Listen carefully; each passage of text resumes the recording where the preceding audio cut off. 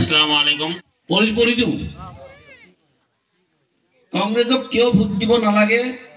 বিনোদ চিকদাৰ বুলি বাকী আছে আপুনি কিমান বিশ্বাস আপুনি জয়লাভ কৰিব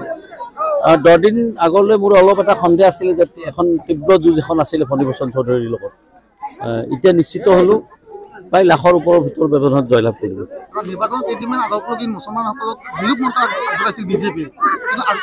যোৱা কেইদিনমান ধৰি আমাৰ মুছলমানসকলক মৰম কৰি আছে বিজেপি দলৰ মুখ্যমন্ত্ৰী গৰাকীয়ে 5 বছৰৰ 4 বছৰ 363 দিন মুছলমানক গালিগালাজ কৰে আৰু দুদিন তেখেতৰ মুছলমানৰ প্ৰতি অকমান মানে কিবা নৰম ভাৱ মানে খুব মানে মৰম আহি যায় মই বুজি পোৱা নাই গতিকে মুখ্যমন্ত্ৰীৰ কথাত মুছলমান সমাজ ভুল নাযায়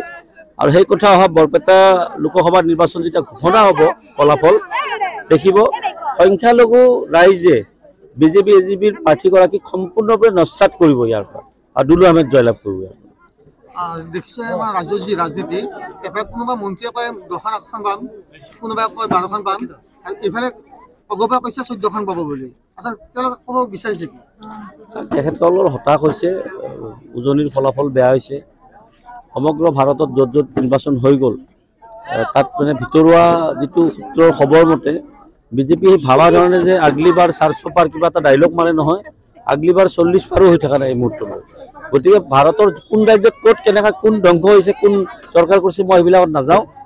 বৰপেটা উদ্ধাৰ হ'ব লাগে আৰু বৰপেটা উদ্ধাৰ কৰাৰ কাৰণে প্ৰথম পচন্দৰ পাৰ্টি অসম বৰপেটাবাসী ৰাইজে দুলু আহমেদক আগুৱাই দিছে আপুনি যদি সাংসদ হিচাপে নিৰ্বাচন হয় প্ৰথম আপুনি কোনটো কাম কৰিব 10টা সমষ্টিৰ মোৰ ইস্তাহাৰখন আপোনালোকে নিশ্চয় চাইছে যোৱাকালি মই সংবাদ মেলযোগে প্ৰকাশ কৰিছোঁ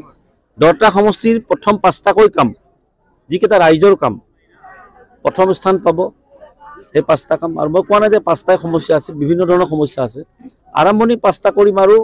ধৰি লওক 6 মাহৰ ভিতৰত সমাপ্ত কৰিম সেইকেইটা প্ৰাক্তন মুখ্যমন্ত্ৰী সৰ্বানন্দ সোণোৱালে পৰাজয় হ'বলৈ এটা মেছেজ চলি আছে এইটো আপুনি কি ক'ব চাওক সৰ্বানন্দ ক'ৰবাত পানীত জাপ মাৰে ক'ৰবাত পুখুৰীত জাপ মাৰে নদীত জাপ মাৰে লৰিণজ্যোতি গৈ কিবা কৰে সেইবিলাক কথা মোক নুসুধিব মোক বৰপেটাৰ কথা সোধক